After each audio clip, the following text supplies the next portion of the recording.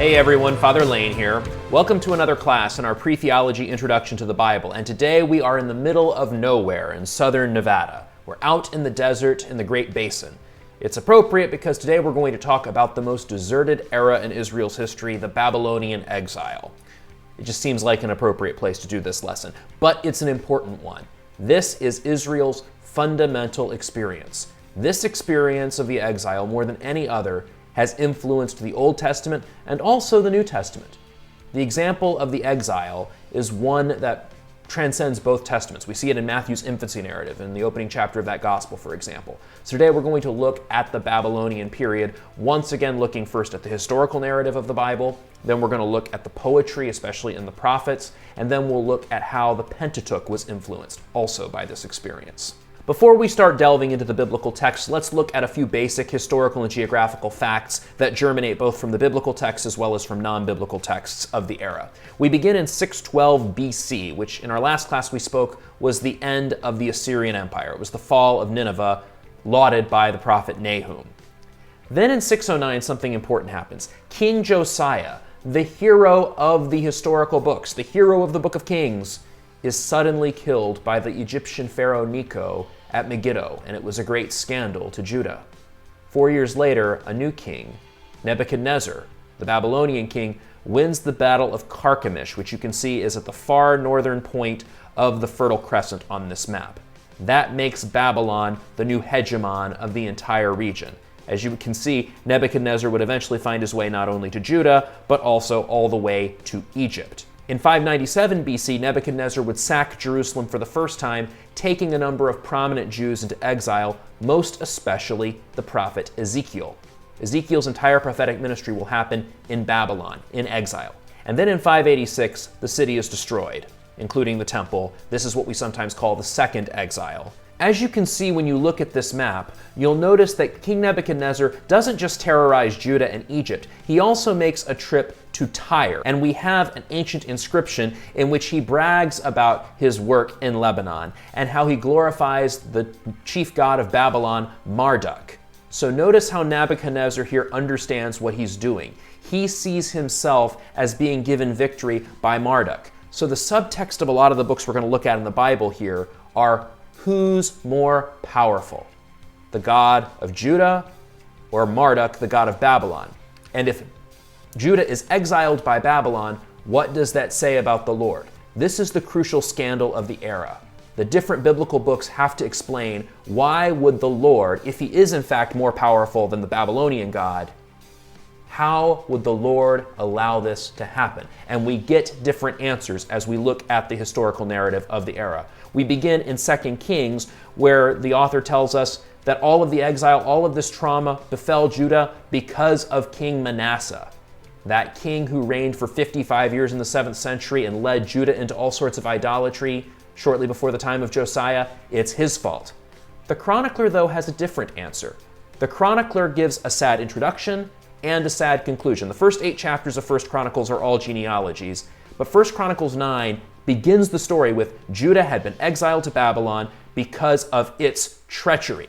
And then it concludes 2 Chronicles, again this was originally one book, that the exile was to fulfill the word of the Lord spoken by Jeremiah. So you can see there are a couple different explanations in these two historical books. Kings blames Manasseh, whereas the chronicler blames the people more generally. So notice that tension here as these two inspired authors seek to explain the cause. Why would the Lord seemingly allow this foreign pagan people to conquer and exile his chosen people?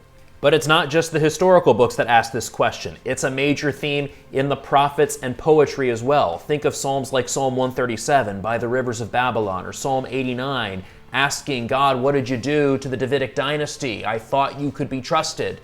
There's a lot of scandal that we see in the Psalter and in this poetry. Let's return to our prophetic pigeonholes. This second row, we already talked about Nahum in our last class. He's writing at the end of the 7th century. But Zephaniah and Habakkuk are writing in the late 7th century, perhaps early 6th century, right before the exile, giving a theodicy. Why is God punishing his people? They're both relatively dark books, but nothing compares to the magnificent but pathos-laden poetry of the prophet Jeremiah. the longest book by the number of Hebrew words in the entire Old Testament. Let's look at just one sample. This comes from the opening chapter. Jeremiah says, hearing from the Lord, "Look, I am summoning all the kingdoms of the north, oracle of the Lord.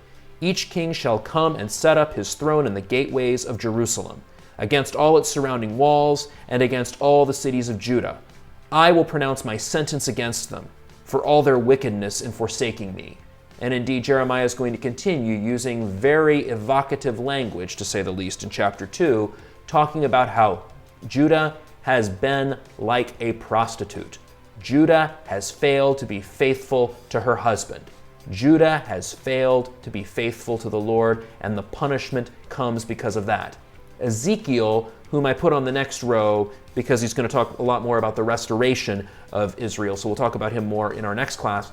But Ezekiel, too, is going to talk about how God restores the people, not because the people deserve it, but so that the Lord can maintain his reputation among the nations. So this motif of the Lord saving face, this theodicy question, how could God allow his people to be punished like this? Does it mean that Babylon's gods are more powerful? A lot of these books are written to answer that question. Let's now look at the Pentateuch. To start, I want to call back this map we looked at the beginning of this class. This is the map of Nebuchadnezzar's entry into Syro-Palestine and into Egypt. Contrast this map from the late 7th century BC with this map. This map depicts what the patriarch Jacob is doing in the middle of the book of Genesis. Notice the importance of that northernmost part of the Fertile Crescent. That's not an accident. One thing I always say about the Pentateuch is that the Pentateuch is Israel's vocation story. In the Pentateuch, Israel looks back at her earliest traditions, her earliest oral traditions, her earliest folklore, stories that go back since time immemorial, and retells them to explain their identity, to explain for another generation their relationship with their God, and also to answer questions. We notice as we read Genesis a lot of etiologies. Those are explanations for why things are the way they are to this day. You see that expression, "to this day," or "this is why." You see a lot of those expressions in Genesis especially, but also elsewhere in the Pentateuch. I've already told you in our last class that one of the motifs of Genesis is building. Bad people build cities, good people build altars, and the cities that are generally bad are those in Mesopotamia, those of the Assyrian Empire and those of the Babylonian Empire. One place we see this most specifically is in Genesis chapter 11. This is the Tower of Babel story, where the people in Babel, in Mesopotamia, say, "Come, let us build ourselves a city and a tower with its top in the sky, and so make a name for ourselves. Otherwise we shall be scattered all over the earth." The Lord came down to see the city and the tower that the people had built. And then it goes on to say, that is why it was called Babel. Notice the etiology there. Because there the Lord confused the speech of all the world. Note, very important here, that word for Babel in Hebrew is the exact same Hebrew word for Babylon. There is not a single difference at all. We could call it the Tower of Babylon and it would be a completely correct translation.